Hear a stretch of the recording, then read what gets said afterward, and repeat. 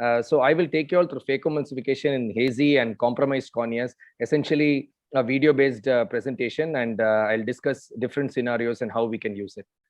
So first and most common thing that we come across as a corneal surgeon is the cataract we operated in the setting of a trauma. So the basic advice is to ensure that all the suture removal is complete so that we get some kind of repeatable K reading before we proceed with the surgery. In these patients where there has been an insult to the anterior lens capsule, you can have some fibrotic membranes and some synechiae. So it's important that we cut them and try to get some kind of capsulorhexis and then go ahead. There should be no hydrodissection which is done in these procedures, as you could have a breach of ALC and a breach of posterior capsule also. So hydro could extend that break. And subsequently, once the phaco is done, usually these cataracts are soft. You could have a 3-piece IOL in standby. And if adequate capsular support is there, as in this particular case, you could go ahead and directly implant it in the bag itself. The second most important thing that we come across is severe dry eye situations. And it is extremely important that we optimize the ocular surface before cataract surgery.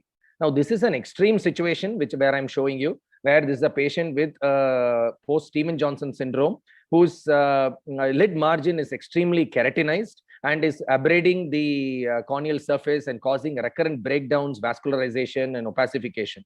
So if we directly go ahead with the cataract surgery, we could end up with a corneal melt.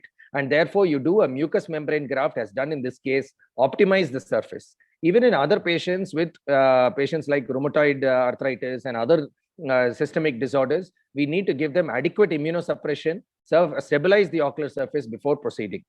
The cataract surgery itself need not be very challenging. In this case, there is a little bit of opacification. When you have opacity, it's important that you complete the capsulorhexis away from the site of opacity. That's a small mistake I've done here, where the final flap was under the opacity and I needed to reverse it and then complete it in the opposite direction. Then you can tilt the globe a little away and do the chopping maneuvers in the region where you have sufficient visibility, and then subsequently do this. In such situations like an SJS and OCP, a corneal transplant is not possible. So our aim is to really stabilize the ocular surface, do a good cataract surgery in these patients, and then after optimizing the surface, we can implant them with scleral contact lenses. And this patient went on to have 6/12 vision with scleral contact lenses. In these patients with failed grafts, where you're trying to combine the surgery with endothelial keratoplasty, you could temporarily deturgescence of the cornea can be achieved by using glycerol. You could also use chandelier illumination, which has been shown by multiple surgeons. And this can be done to improve your visibility, and then do a safe in the bag phaco. Now, the importance of achieving a good phaco here is because you want to implant the IOL in the bag and have a stable IOL in place, because this is important during your subsequent endothelial keratoplasty maneuvers, because anything where the IOL is not stable will not allow you to have a stable air bubble in place, which is necessary for your tamponade, for your pressing the graft against your endothelium.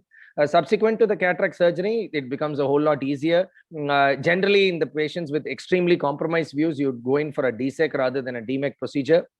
And because DSEK can be done even when the visibility is quite compromised, you need to achieve a tight fill. In these failed grafts, achieving a tight fill can be challenging, and you need to ensure you've adequately sutured all the ports, including the pars plana ports, and then complete the surgery. This is another situation where you have a dense leucoma with surface secondary spheroidal changes.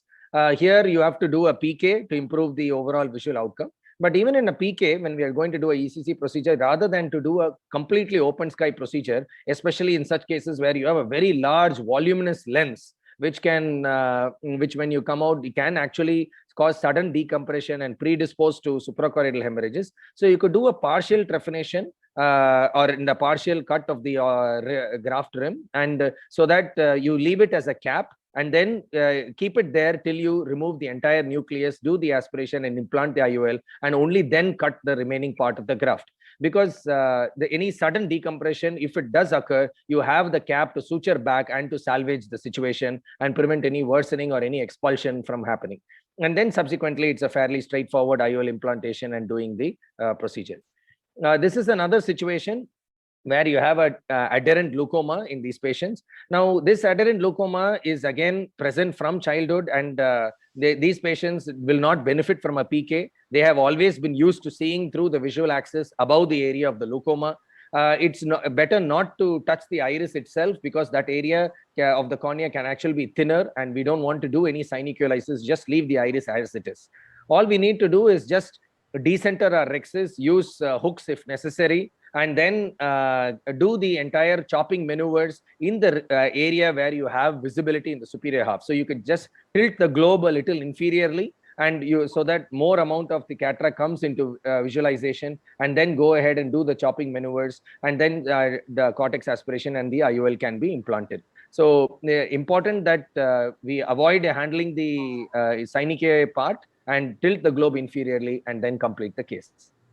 This is just a final video where I'm showing a situation where in these cases, we want to plan between a staged and a combined surgery. Now, this is a patient who, after a therapeutic graft, had developed an intumescent cataract due to the inflammation in the early postoperative period and also extensive pus.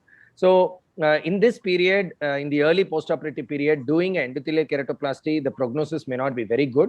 And sometimes you might be surprised that endothelial keratoplasty may not even be required.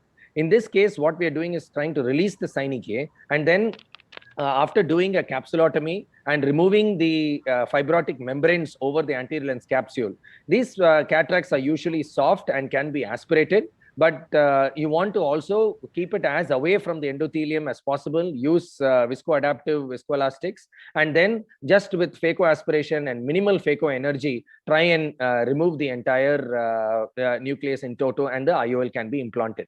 In this particular case, I was actually able to just get away with a phaco surgery after the the synechia had been released and the IOP had been controlled. This graft actually cleared up, and we were able to salvage this graft, and this patient is still maintaining a 6/18 vision, best corrected visual acuity. So it's not necessary that all these cases have to be combined. You could do a staged procedure also, and only decide to do an endothelial keratoplasty if the graft fails or in toto. So thank you so much for your kind attention.